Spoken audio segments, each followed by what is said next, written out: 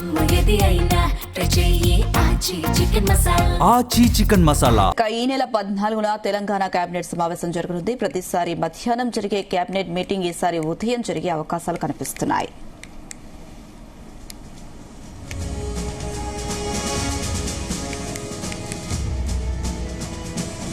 ఈ నెల 14న తెలంగాణ కేబినెట్ సమావేశం జరగనుంది. ప్రతిసారి మధ్యాహ్నం జరిగే కేబినెట్ మీటింగ్ ఈసారి ఉదయం జరగనుంది. రాష్ట్ర సచివాలయంలో ముఖ్యమంత్రి రేవంత్ రెడ్డి అధ్యక్షతన జరగనున్న ఈ సమావేశంలో కీలక నిర్ణయాలు తీసుకోనున్నారు. ఇందిరమ్మ ఇళ్ల పంపిణీ, ఫీజు రియంబర్స్మెంట్, స్మార్ట్ రేషన్ కార్డుల పంపిణీ వంటి సంక్షేమ పథకాలు, అభివృద్ది కార్యక్రమాలపై సవివరంగా చర్చించి పరిపాలనాపరమైన కీలక నిర్ణయాలు తీసుకునే అవకాశం ఉంది.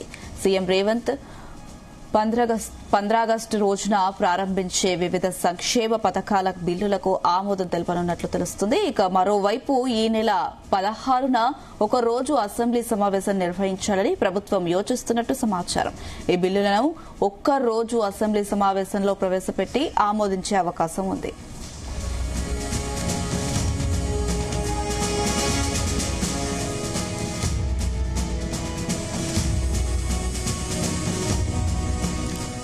అంశానికి సంబంధించి మరిన్ని అప్డేట్స్ మా బ్యూరో చీఫ్ నరేందర్ అందిస్తారు. ఎస్ నరేందర్.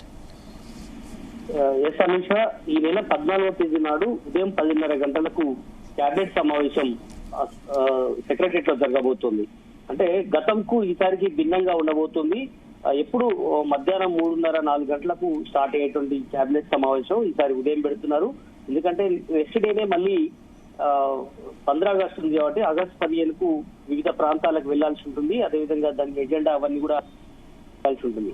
అయితే వీటికి సంబంధించి ఈ 14వ తేదీ నాడు జరిగేటువంటి ఈ మంత్రివర్గ సమావేశంలో ఎలాంటి నిర్ణయాలు జరుగుతాయనేది చాలా ఉత్కంఠగా ఉంది. ఎందుకంటే 15వ తేదీ నాడు చాలా ప్రోగ్రామ్స్ కూడా ముఖ్యమంత్రి రేవంత్ రెడ్డితో పాటు మంత్రులందరూ కూడా వివిధ జిల్లాల్లో వాళ్ళు కార్యక్రమాలు స్టార్ట్ చేసే అవకాశం ఉంటుంది. ఇందులో ప్రధానంగా రేషన్ కార్డులకు సంబంధించి స్మార్ట్ కార్డులు రిలీజ్ చేయబోతున్నారు. దాదాపు 1 కోటి చిల్లర, దాదాపు 1 కోటి మందికి పైగా పాత కార్డులు ఉన్న వాళ్ళు కానీ, కొత్తగా ఈ మధ్య కాలంలో శాంక్షన్ చేసిన వాళ్ళు కానీ, వీళ్ళందరికీ కూడా స్మార్ట్ కార్డు లాగా ఓ ఏటీఎం తరహాలో కార్డుని రిలీజ్ చేయాలని భావించారు. ఇప్పటికే కేబినెట్ లో కూడా ఈ గతంలో నిర్ణయం తీసుకోవడం జరిగింది. ఆగస్టు 15 నాడు సంగారెడ్డిలో ముఖ్యమంత్రి రేవంత్ రెడ్డి చేతుల మీదుగా ఈ కార్యక్రమం స్టార్ట్ అవుతుంది. అదే సమయంలో ఫీజు రియంబర్స్మెంట్ సంబంధించినటువంటి విషయంలో కానీ ఇందిరమ్మ ఇళ్ల పంపిణీ కూడా ఉంటుంది. ఇందిరమ్మ ఇళ్ల పంపిణీ ఇప్పటికే అన్ని జిల్లాల్లో కూడా ఒక మొదటి దశ ఆల్రెడీ చాలా ప్రారంభోత్సవాలు అయ్యి, కొన్ని దశల్లో శంకుస్థాపన దశలో ఉన్నటువంటి నేపథ్యం ఉంది. ఇప్పుడు కోర్ అర్బన్ సంబంధించినటువంటి ఏదైతే ఔటర్ రింగ్ రోడ్ లోపల ఉన్నటువంటి వాటికి ఇప్పుడు కట్టడానికి సిద్ధంగా ఉన్నటువంటి నేపథ్యం ఉంది. ఇటీవల నోటిఫికేషన్ కూడా ఇచ్చారు. దీనికి సంబంధించిన అంశం మీద కూడా పూర్తి స్థాయిలో క్యాబినెట్ సమావేశంలో చర్చ జరిగే అవకాశం అయితే ఉంటుంది.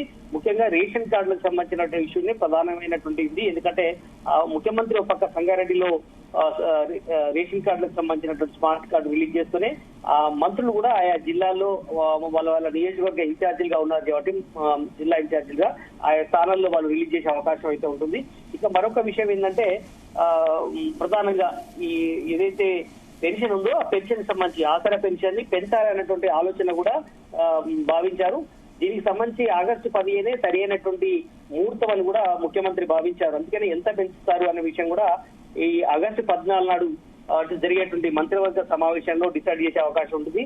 చాలా మంది 500 రూపాయలు మినిమం పెంచుతారన్నటువంటి ఆలోచన ఉంది. 1000 రూపాయలు పెంచి, ఎందుకంటే మళ్ళీ 2.5 సంవత్సరాలే మిగిలి ఉంది. 2.5 సంవత్సరాలు మరొకసారి పెంచాల్సిన అవసరం ఉందని కూడా భావిస్తారు. ఎందుకంటే ఎన్నికల వాగ్దానంలో భాగంగా 4,000 రూపాయల పెన్షన్ ఇస్తామని కూడా ముఖ్యమంత్రి రేవంత్ రెడ్డి ఎన్నికల ముందు పిసిసి హోదాలో ఆయన చెప్పినటువంటి పరిస్థితి కూడా ఉంది. కనుక ఈసారి ఆసరా పెన్షన్ ని కొంత పెంచాలన్నటువంటి ఆలోచన ఉంది. ముఖ్యంగా రేషన్ కార్డులు స్మార్ట్ కార్డు ఇవ్వడం కానీ, అదేవిధంగా కొత్తగా ఇవన్నీ ఇవ్వడం కానీ, ఏదైతే గతంలో ఇచ్చినటువంటి కార్యక్రమాలు ఉన్నాయో అవన్నీ కూడా వాటికి అదనంగా చేసేటువంటి ఆలోచన అయితే కనిపిస్తుంది. వీటితో పాటు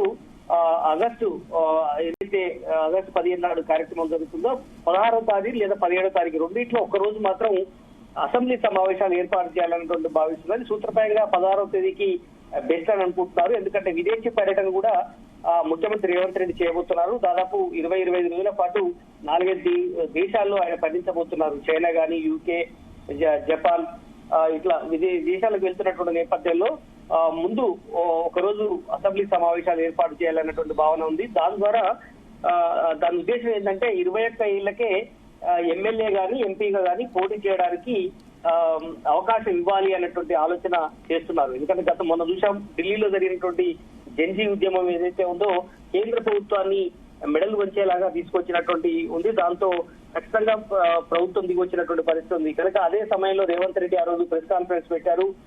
ఖచ్చితంగా చాలా అంశాలు ఎన్నో ఆవిష్కరణలు జరుగుతున్నాయి. 18-20 ఏళ్లకే ఎన్నో రకాలైనటువంటి యువత ముందుకు వస్తున్న నేపథ్యంలో మరి పోటీ చేయడానికి ఎమ్మెల్యేగానో లేదంటే ఎంపీగానో చట్టసభలో 21 ఏళ్ళకి ఎందుకు తగ్గించకూడదు, 27 ఏళ్లకు ఎందుకు ఉండాలి అనేటువంటి ఆలోచన చేశారు. అందుకనే అసెంబ్లీ వేదికగా ఆయన అనౌన్స్మెంట్ చేసే అవకాశం ఉంటుంది. అందరి ఆమోదంతో ఆ బిల్లుని పాస్ చేసే అవకాశం అయితే కనిపిస్తుంది. అది 16వ తేదీ లేదా 17వ తేదీలో ఒక రోజు జరిగే అవకాశం అయితే కనిపిస్తుంది.